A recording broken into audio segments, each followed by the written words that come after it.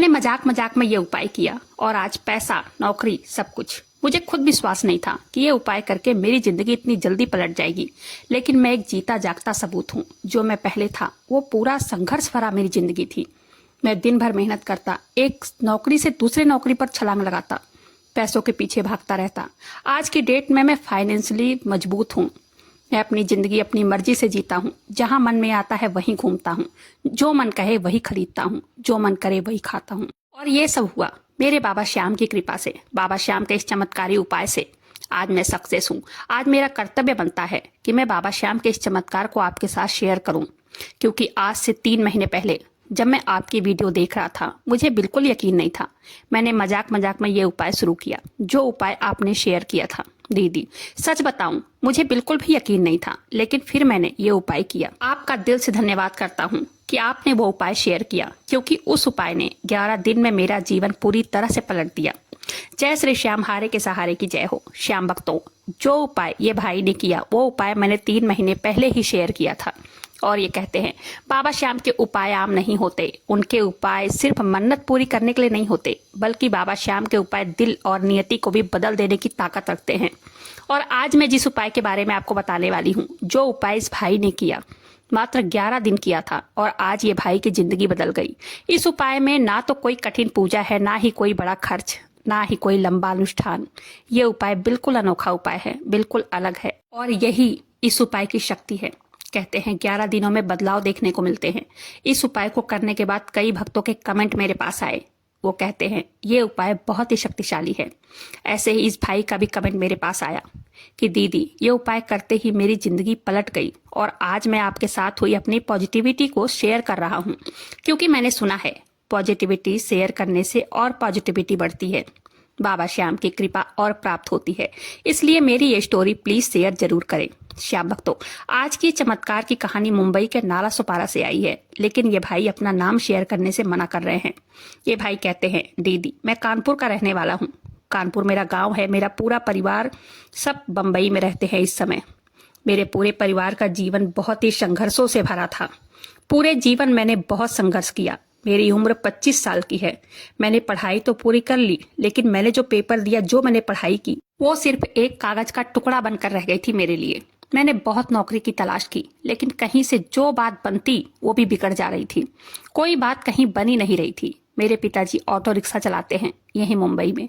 हम 4 भाई बहन हैं, मैं सबसे बड़ा हूँ। मेरे पिताजी इतना नहीं कमा पाते कि हम अच्छे स्कूल में पढ़ सके। हम भाई बहन गवर्नमेंट स्कूल से पढ़ाई की है। मैं घर का बड़ा बेटा हूँ। 10वीं के बाद से ही मुझ पर दबाव बनाया जाता था कि कुछ काम करो, कुछ काम करो, क्योंकि घर के हालात ठीक नहीं थे। मैं पढ़ाई करता था, पढ़ाई के साथ साथ काम भी करता। जब भी मुझे छुट्टी मिलती, मैं दिहाड़ी काम पर चला जाता और एक दिन में 250, कभी 300, कभी 350 रुपए मिल जाते थे। लाकर अपनी माँ को देता। मैंने 12वीं कैसो मैसो कर लिया। फिर मैंने कॉलेज भी ज्वाइन किया। कॉलेज भी मैंने कर लिया। कॉलेज ज्वाइन करने के पैसे नहीं थे, पैसों के पीछे भागता था। कहीं काम मिलता 100-200 का तो वहां भी चला जाता था भागकर। हमारे यहाँ खाने तक को सोचना पड़ता था कि क्या राशन लाएं, कहाँ से लाएं। राशन से जो मिलता था उससे गुजारा नहीं हो पाता था। मैं बहुत परेशान था। मेरा क्या कसूर है जो इतनी गरीबी में मैं पैदा हुआ। मैं अपने मन में बस यही सोचता। मेरा पूरा परिवार परेशान था। मेरी 2 बहनें घर में माल बनाती, महीने का 1000-2000 रुपए उन्हें भी मिल जाते थे। मेरा पूरा परिवार बहुत ही धार्मिक है। मेरे माता पिताजी सुबह उठते ही मंदिर की घंटी बजाने लगते, लेकिन कोई रास्ता नजर नहीं आता। मुझे बाबा श्याम के बारे में 1 साल पहले से ही पता है, क्योंकि 1 साल से मेरी माँ बाबा श्याम का फोटो लाकर घर में पूजा करती थी। हम लोग नहीं करते थे। आप सही कहती हैं, जो हमारे प्रारब्ध है वो तो हमें भोगने ही पड़ते हैं। ऐसे ही हमारे घर में था। किसी के पास चप्पल नहीं तो किसी के पास कपड़े नहीं तो किसी के पास कॉपी किताब के लिए भी सोचना पड़ता था। आज से 3 महीने पहले आपकी वीडियो मैंने देखी थी। आप एक दीपक का उपाय बता रही थी। तब मुझे उस समय मजाक लग रहा था। मैं मजाक मजाक में हंस रहा था। घर में सबसे बताया और खूब हंसा, लेकिन मेरी मम्मी ने उस समय मुझे डांटा।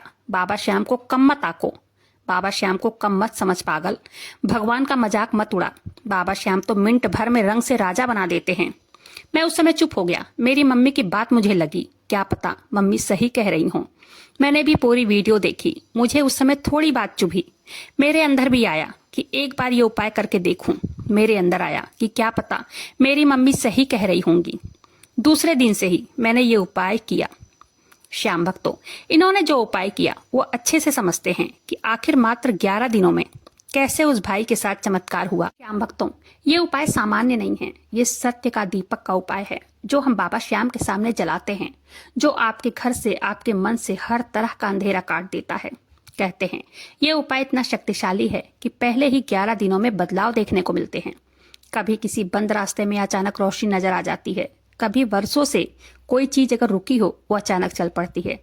कभी कोई बुरी खबर टल जाती है। कभी कोई चमत्कारिक खबर सुनने को मिलती है, अच्छी खबर जिसकी हमने कभी कोई कल्पना भी नहीं किया होगा। और इसकी खास बात यह है कि इस उपाय से सीधा बाबा श्याम से जुड़ते हैं। इस उपाय के दिए में देसी घी का इस्तेमाल करना चाहिए।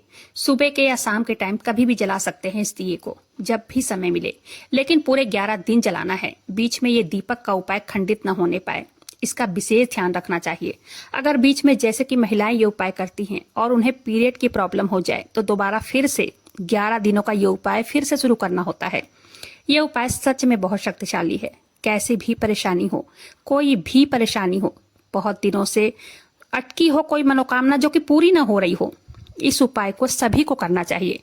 इस दीपक को, जैसे कि आप मोक्षदा एकादशी का पावन दिन आज ही है, हमारे बाबा श्याम का दिन आज ही है, तब जो भी भक्त इस उपाय को करना चाहें वो आज से शुरू कर सकते हैं। आज एकादशी है और मैं तो कहूंगी कि कीजिए इस उपाय को। देखिए, इस उपाय में या किसी भी उपाय में श्रद्धा मैटर करता है, विश्वास मैटर करता है। कितनी श्रद्धा है आपकी बाबा श्याम के प्रति, कितना विश्वास है उनके प्रति, यही तय करता है इस उपाय की खासियत को। आपकी मनोकामना कितनी जल्दी पूरे होने वाली है। अगर पहले 11 दिन इस उपाय को करने से आपकी मनोकामना पूर्ण न हो तो अगले एकादशी से फिर 11 दिन यही उपाय शुरू कर सकते हैं। इसमें देखिए क्या करना है। गाय का घी का इस्तेमाल करना है। साथ में बाबा श्याम को कुछ भोग अर्पित करना है। मैं तो कहूंगी कच्चा दूध में एक तुलसी का पत्ता डालकर बाबा श्याम को अर्पित करें भोग। उस दीपक में थोड़ा सा हल्दी, 2 लौंग डालना है, फूल वाला डालकर ही जलाना चाहिए लौंग। एक सफेद पेपर लेना है। कोई भी 3 विश उसमें लिख सकते हैं। अगर एक विश लिखेंगे तो बहुत जल्दी पूरी होती है वो। फिर उस पेपर को फोल्ड करके बाबा श्याम के फोटो के पास रख दीजिए। बाबा श्याम को एक गुलाब का फूल अर्पित करना है पूरे 11 दिन। और उसी समय 11 बार ओम श्री श्याम देवाय नमः का जप कीजिए। अगर समय हो तो 108 बार जप कर सकते हैं।